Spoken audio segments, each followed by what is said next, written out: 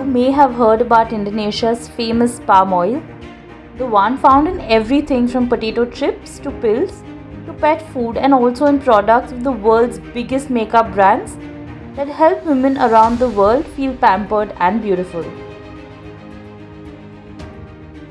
But what goes behind the production of these oils is the sacrifice of hundreds of women who toil on vast plantations across Indonesia and Malaysia to produce 85% of the world's palm oil produce.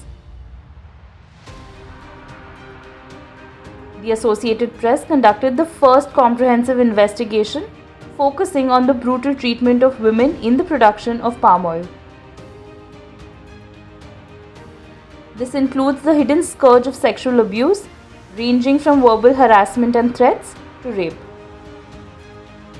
It is part of a larger examination that exposed widespread abuses in the two countries, including human trafficking, child labor, and outright slavery. Women are burdened with some of the industry's most difficult and dangerous jobs. The jobs involve spending hours waist deep in water tainted by chemical runoff and carrying loads so heavy that over time their wombs can collapse. Many are hired by subcontractors on a day-to-day basis without benefits, performing the same jobs for the same companies for years and even decades. On almost every plantation, men are the supervisors, opening the door for sexual harassment and abuse.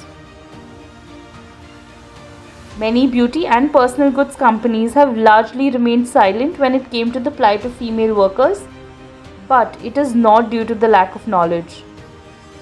The powerful global industry group Consumer Goods Forum published a 2018 report alerting 400 CEOs that women on plantations were exposed to dangerous chemicals and subject to the worst conditions among all palm oil workers. Most cosmetic makers defended their use of palm oil and its derivatives, with some attempting to show how little they use of the roughly 80 million tons produced annually worldwide.